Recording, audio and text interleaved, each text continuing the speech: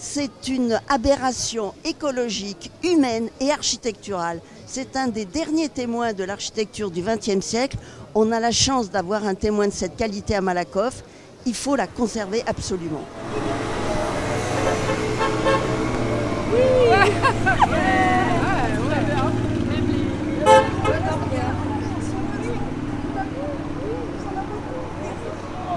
En fait, il reconstruit en hauteur ce qui a été la coupure de Paris et de Malakoff avec le périphérique. Alors on s'est battu depuis 1969 pour faire boucher ce périphérique et le faire couvrir. Et on s'est battu pendant des années pour qu'on bouche un trou, c'est pas pour qu'on nous construise une muraille à la place. Malakoff n'a pas besoin d'être emmuré. Les murailles de Thiers, elles sont démolies depuis de nombreuses années. C'est pas pour en construire une autre. Et cette idée de faire cette tour qui est une tour qui est ouverte et arrondie, c'est la conclusion volumétrique de toute la rénovation nord. Et c'est une conclusion douce et ouverte à la lumière. Et je crois qu'il faut vraiment insister en ce moment l'importance de la lumière dans les espaces de travail. C'est quand même le gâchis, le scandale écologique qui consiste à démolir un bâtiment de dizaines de milliers de mètres carrés, de béton, de verre d'acier pour reconstruire la même chose. Donc aujourd'hui, dans le contexte actuel, c'est vraiment quelque chose complètement aberrant. On est aussi attaché à cette œuvre parce que c'est une œuvre aussi, le bâtiment de l'INSEE, c'est aussi une œuvre architecturale emblématique aussi des années 70. C'est aussi un bâtiment qui est important dans le paysage de l'Île-de-France, du périphérique. Donc voilà. 1 an et demi de mobilisation. Et oui, depuis novembre 2021, après avoir étudié dans le détail le bâtiment, à la fois sa structure, à la fois son organisation spatiale, eh bien, on s'est rendu compte que en fait, c'était très simple de remettre du bureau là où il y avait du bureau. On a une surface construite de plus de 50 000 mètres carrés en comptant les sous-sols. Les besoins du ministère sont de 32 000 mètres carrés. Donc on est très largement au-dessus. Et aujourd'hui, on aménage très facilement des sous-sols en créant des patios pour les éclairer. Alors évidemment, l'enveloppe est vétuste. Elle a été construite dans les années 70, donc l'enveloppe est à remplacer. C'est ce qui est en train de se faire, puisque de toute façon, les joints des parois de la façade sont amiantés. Donc l'amiante est en train d'être enlevée, les travaux sont en cours. Et donc dans quelques mois, le bâtiment sera prêt à réhabiliter.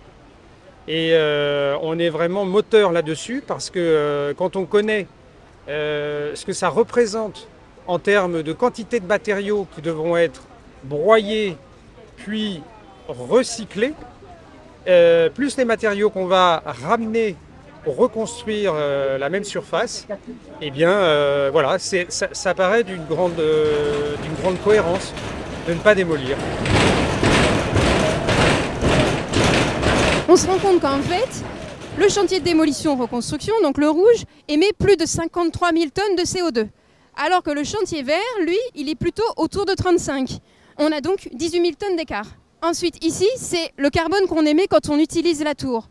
L'État part du principe que son bâtiment futur va être beaucoup plus performant que le bâtiment réhabilité.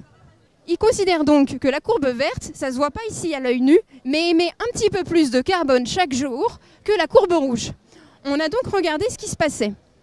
La courbe verte, si on attend 82 ans, donc on fait les émissions du chantier, plus 82 ans de la courbe verte, alors ici, on arrive au niveau du chantier seul de la démolition-reconstruction.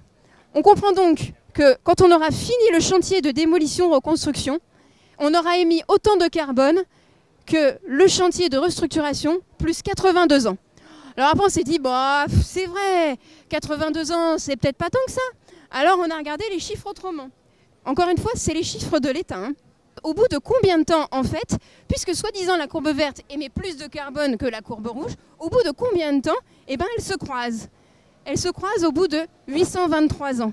Donc l'État nous dit, notre solution est bonne pour l'environnement, au bout de 800 ans. Ce qui est fabuleux, puisque ce bâtiment-là, il a été abandonné au bout de moins de 40 ans. Et ce qu'il y a bien une chose qui est sûre, c'est qu'un bâtiment comme ça ne sera jamais capable de tenir 800 ans. Au mieux son béton, mais pas toute l'enveloppe qui est autour. Et donc dans 50 ans, peut-être 30 ans, peut-être seulement 10 ans, il faudra le réhabiliter, ce bâtiment.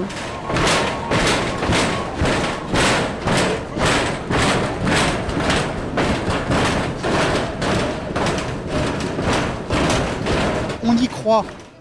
On pense qu'on mène un combat juste, qui est actuel, qui répond à de véritables inquiétudes de la société. Là, vous avez des rapports sur rapports qui viennent dire que les gens sont de plus en plus inquiets par le réchauffement climatique.